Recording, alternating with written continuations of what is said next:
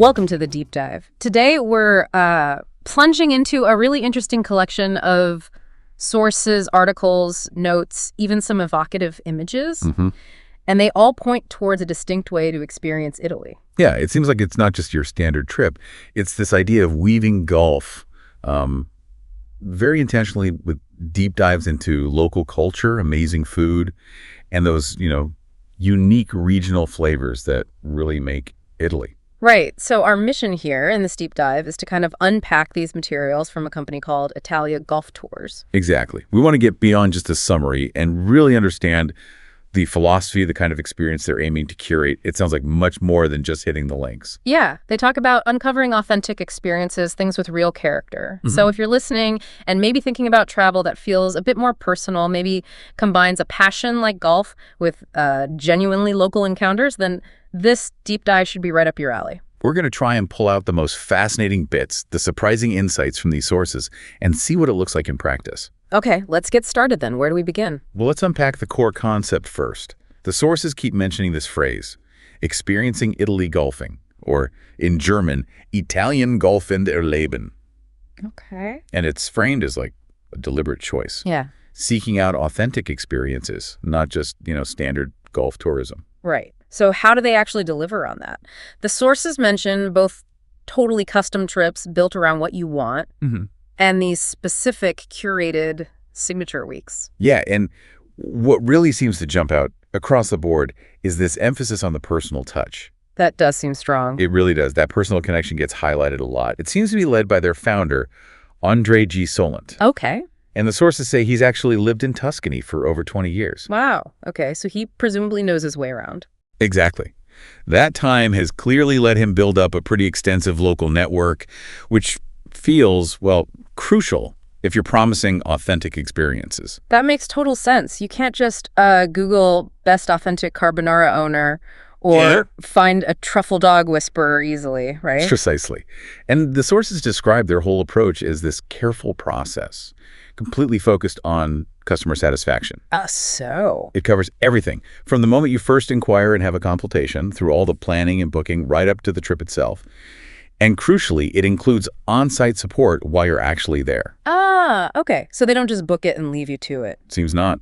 They even state it outright. Your satisfaction is the most important thing. That level of end-to-end personal involvement feels like a defining feature, something that sets them apart. Okay, so that personal touch is really the foundation. Let's see how that plays out in some of the examples they give, these signature weeks you mentioned. Yeah. They sound like they package that philosophy into specific themes. They do. And one that definitely catches the eye is Rome, golf, culture, and carbonara. Okay. That's quite a title. Isn't it?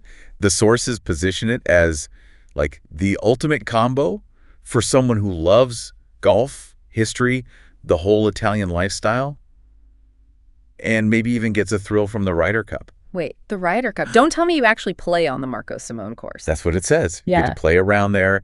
The sources describe it like you can really feel the spirit of the champions, on these perfect fairways with views stretching towards Rome itself. Wow. Okay, that's a pretty huge draw for any golfer. It's definitely a headline feature. Yeah.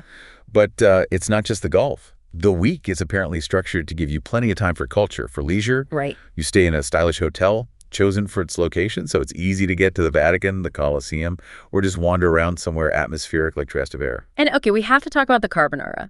That's specific detail about André personally, knowing the owner of the place that serves, his pick for the best carbonara in Italy. That's exactly the kind of insider tip the sources seem to emphasize. It's not just dinner. It's presented as this whole moment, enjoyed with Frascati wine, a toast to life. Exactly. And that personal element continues, with André himself hosting the week. He acts as your guide, your golf buddy, your Rome expert, all rolled into one. It really seems to capture that idea of a curated, deeply personal experience. Okay, that Rome week sounds like a brilliant mix of iconic golf and city immersion. What about Tuscany? There's a signature week there too, right? Yes, that one's called the Truffle Week. Okay, intriguing. And as you'd guess, it's time for late autumn. That's when the prized white truffles are at their peak. Golf and truffles. Okay, you definitely have my attention now. Right.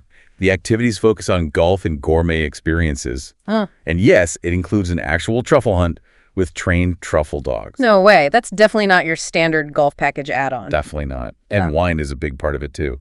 The sources highlight 2 exclusive wine tastings. Ooh. One is in Bolgheri, which, is home to the legendary Sassicaia, a huge name in Italian wine. Absolutely. And the other is in a less famous area, Lunigiana, up in northern Tuscany.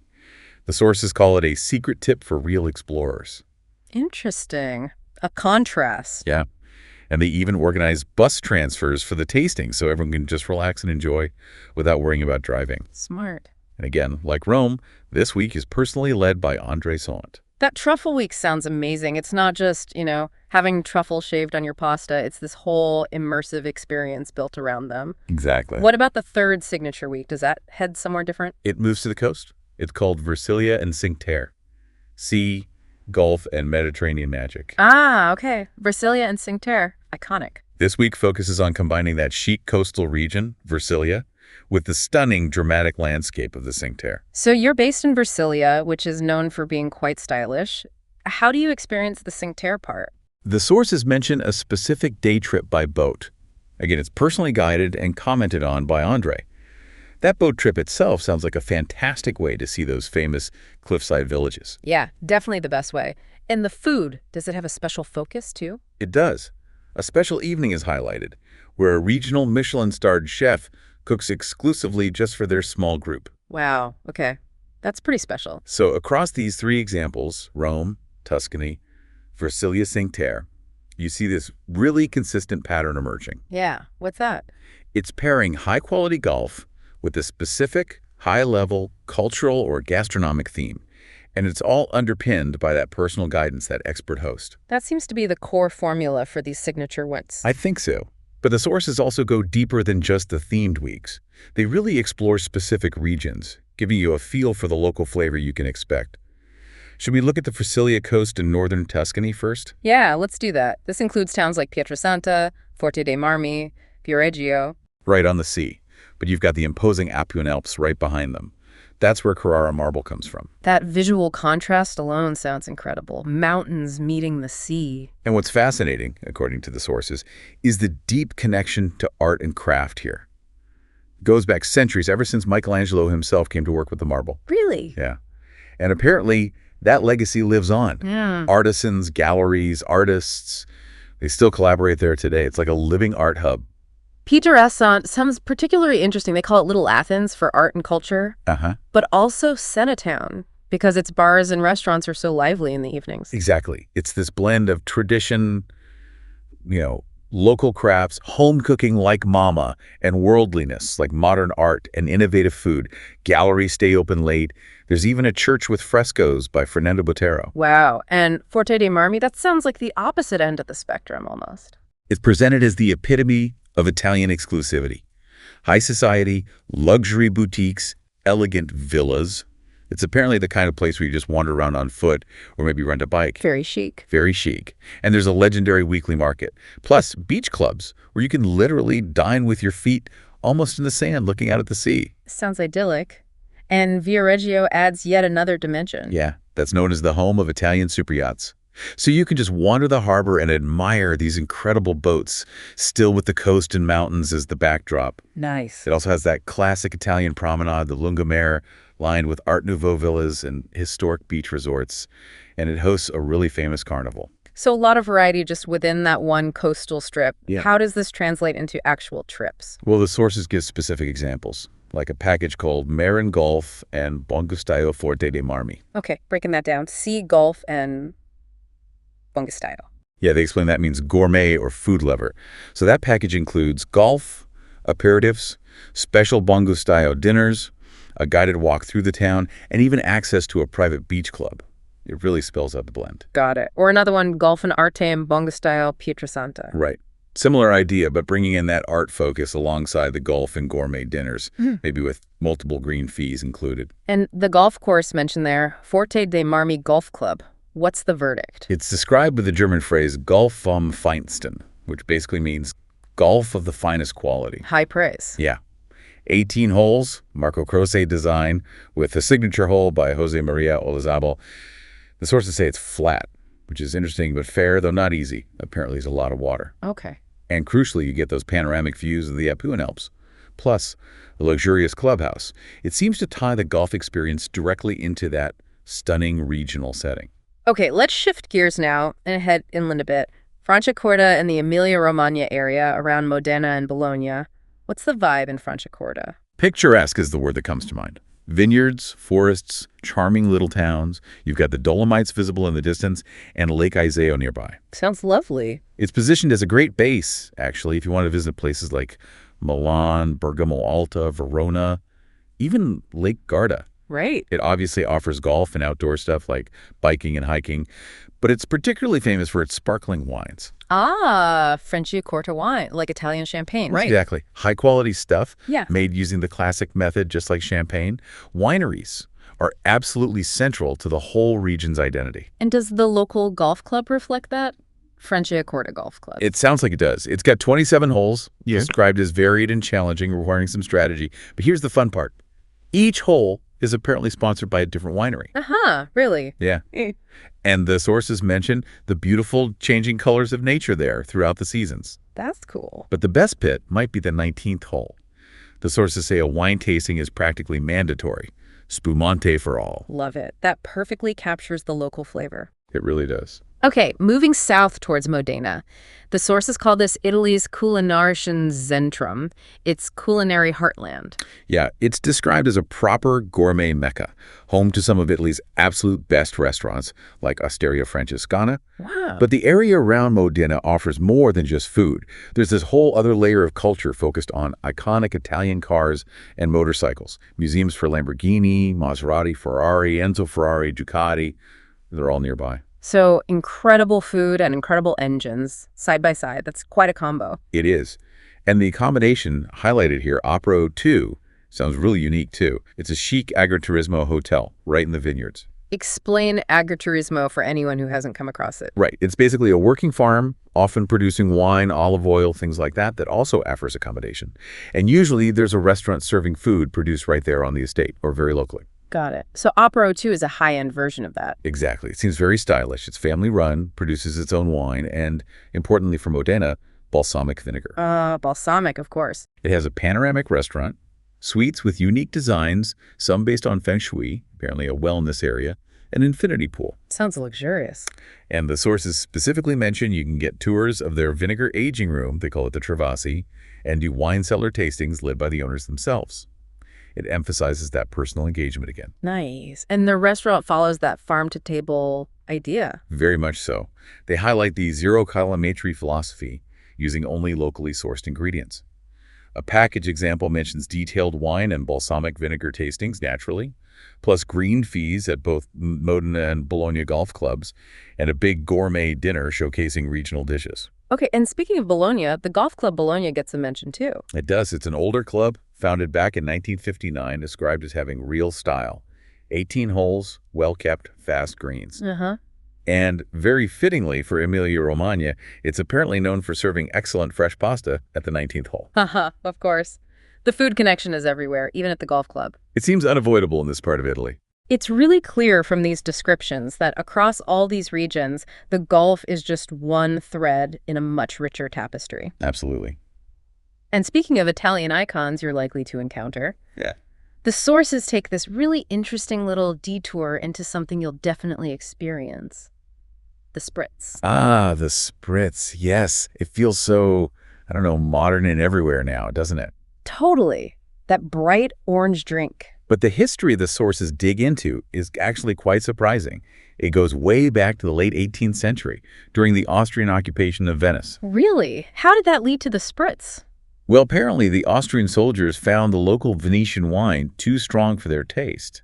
So they started diluting it with a splash of water, asking for a spritz, which is German for a shot or a splash. So the original spritz was just watered down wine. That's a far cry from what we drink today. Totally different. No, it evolved over time. It gained popularity, especially when seltzer water came along, making it fizzy. The sources even mention it became popular with Viennese nobility. And, get this, it's apparently still on the menu at the famous Hotel Sacher in Vienna. Wow. So when did it get colorful and, well, more like the modern version? That came later.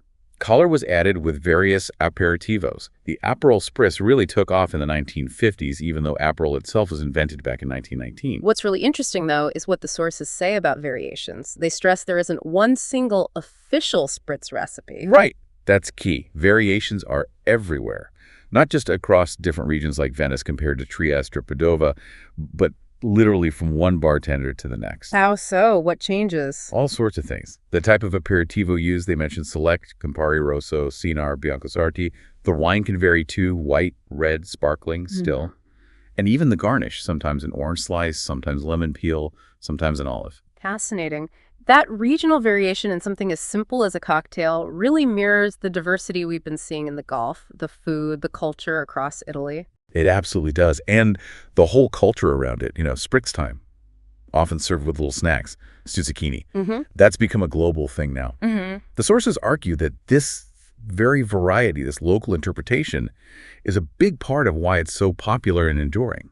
It's more than just a drink. It's a ritual, right? A moment of relaxation that tastes slightly different depending on where you are. Yeah, it perfectly captures that blend of tradition, evolution, and regional identity that seems to be the running theme through all these materials. Definitely. And beyond those really detailed regional dives, the sources also touch on some other notable Italian destinations and experiences worth mentioning. Okay, like where? Well, the Siena area, for instance, known for that incredible Creek Senese landscape, those rolling hills. Ah, classic Tuscany. Exactly. The focus there seems to be more on peace and relaxation, resorts with spas, maybe activities like horse riding, alongside a golf course designed by the famous Robert Trent Jones Jr. Nice. Yeah. What else? Then there's Tenuta Castelfalfi. This sounds enormous.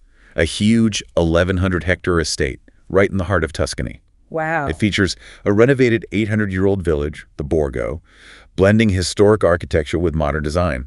It's got a 27-hole golf course, multiple restaurants, pools, sports.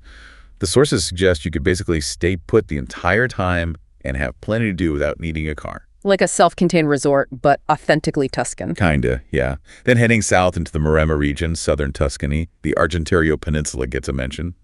Sounds quite dramatic. What's there? The Argentario Golf Resort and Spa. It's described as a design hotel set within a nature reserve close to the sea and a lagoon. Sounds beautiful. Rooms have terraces with views. The restaurant, again, focuses on that zero-calometry local produce idea. Big spa, access to an exclusive beach club. And the golf. 18 holes, a challenging championship course. Known for spectacular sea and lagoon views, and apparently flamingos sometimes hang out there. It's also eco-certified. And a big name in Italian golf, Emanuele Canonica, is associated with it. Okay, impressive. Anything else in the Maremma? Yeah, another place called Tenuta La Badiola and Elandana near Castiglione della Pescaia. This is positioned as one of Italy's absolute finest addresses, especially for food lovers. Oh, high praise. Set amongst olive groves and vineyards. It actually has 2 small hotels, a top-notch spa, and a Michelin-starred restaurant run by the Alain Ducasse group. Wow. Ducasse, okay. They even offer cooking classes. Interestingly, it's owned by a wine family from Franciacorta, linking back to that region we talked about earlier. Ah, connections. Yeah. And while it doesn't have its own full course, it has extensive golf practice facilities and offers instruction, described as luxurious but kind of unpretentious. Sounds appealing. What about combining golf with a major city break, like Florence? Definitely covered. Florence is described, as timeless, fascinating, world-class museums, endless shopping, incredible food. And the sources mentioned 3 top-tier golf courses nearby. Okay, Golf Club Ugolino, that's Italy's oldest course, set right in the Chianti region. The sources even say it was featured in a 50 places to see before you die list. Wow, okay. Then Golf Club Le Pavoniere, which is an Arnold Palmer design, so likely challenging. And Golf Club Poggio de Medici, described as challenging and hilly, and it's hosted professional tour events. So, serious golf options near Florence, and places to stay. They highlight a couple. Relay Villa Il Sasso, which sounds like a quieter villa experience, authentic, near the city but offering peace, with a pool, close to golf. Right. And Villa Mescher, which is a Renaissance castle, turned into a modern design hotel, also near golf, and apparently near an outlet mall, too, for the shoppers. Something for everyone. Any other locations jump out? Just a couple more quick mentions. Yeah. Heading north towards the Alps, Bergamo Alta, the beautiful old upper town of Bergamo. Yes, stunning place. There's the Gambit Hotel, a small design hotel uniquely situated inside a historic 13th century tower. blends modern design with ancient architecture.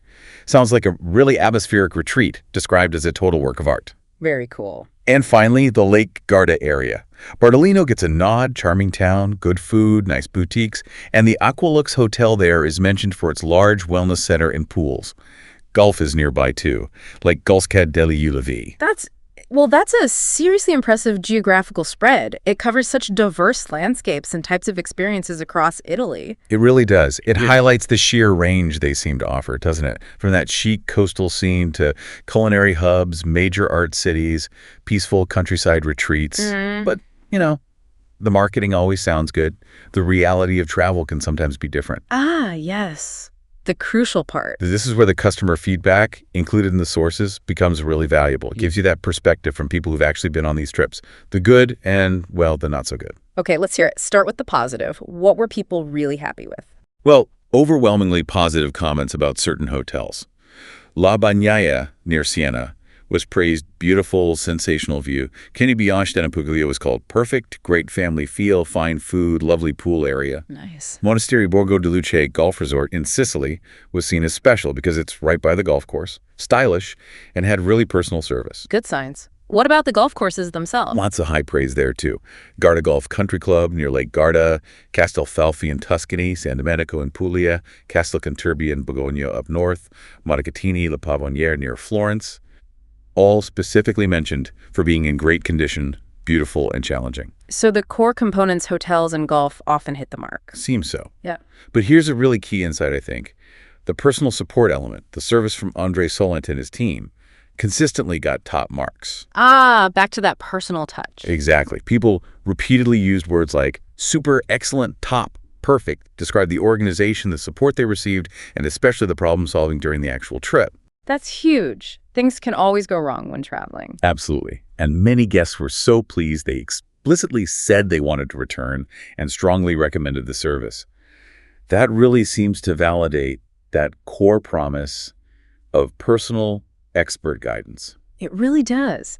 It suggests that for these kinds of complex, multi-location trips, having that reliable, knowledgeable local support is incredibly valuable. For sure. However, Yeah. the feedback wasn't all glowing praise. The sources are pretty balanced and include critical points too, which are just as important for understanding the full picture. Right. Okay. Let's hear the downsides. What kind of issues came up? For example, some specific complaints about the Madrigal Hotel near Lake Garda.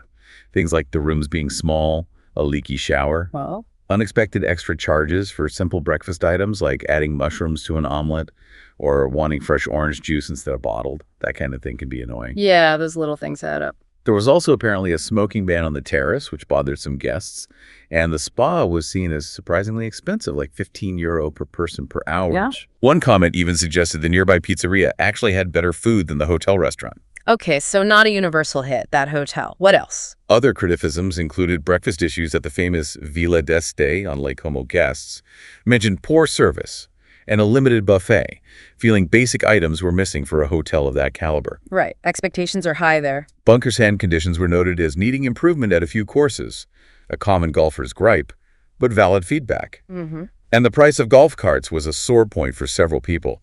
They felt prices like €50 at Villa d'Este or $25 for just 9 holes at Menaggio were excessive. Yeah, that does sound steep. Practical stuff, too.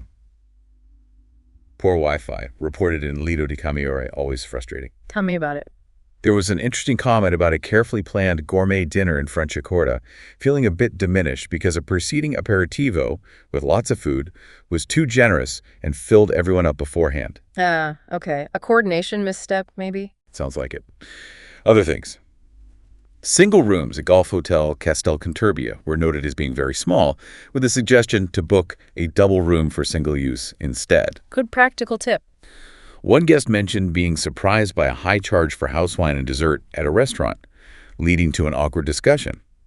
Another faced a planned restaurant being closed and felt the alternative at the golf club wasn't really comparable. And inevitably, one guest mentioned rain affecting their game and hoping for a green fee credit. So the usual travel hiccups mixed with some specific service or value concerns? Pretty much. It shows that while the positive feedback suggests that curated experiences and personal service often work really well, Yeah. these critical points highlight that Travel isn't always seamless. You can hit snags, unexpected costs, service that doesn't meet expectations, logistical issues, or just things not quite living up to the hype. True. It demonstrates that even with a highly personalized service, challenges can arise, and the real value, perhaps, lies in how those challenges are anticipated or handled when they do occur. Right. Connecting all these dots, then, from the philosophy to the regions, the signature weeks, and this feedback, what's the big picture that emerges? What really stands out, I think, is how consistently these sources paint a picture of Italian golf travel that's deeply woven into the regional identity. Yeah. It's not just presented as a golf trip that happens to be in Italy. It feels more like an Italian experience where golf is a key ingredient.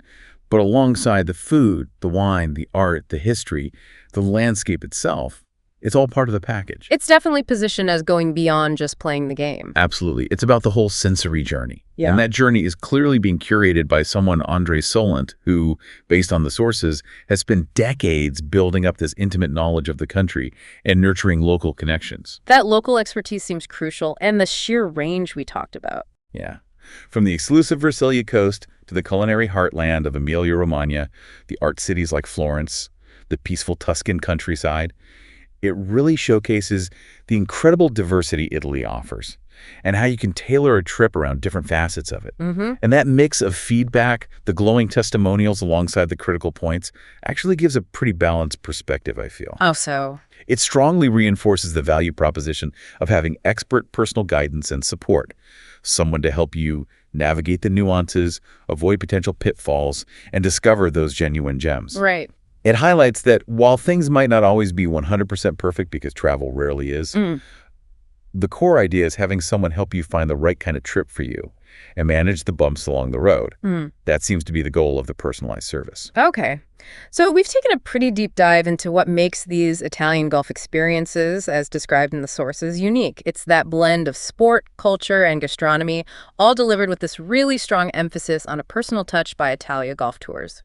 Yeah, the sources definitely reveal a world of curated travel, one that aims to immerse you in the very best of Italy, whether that's playing iconic courses, hunting for truffles, or dining with Michelin-starred chefs, all while letting you indulge your passion for golf. So here's maybe something to think about as we wrap up this deep dive.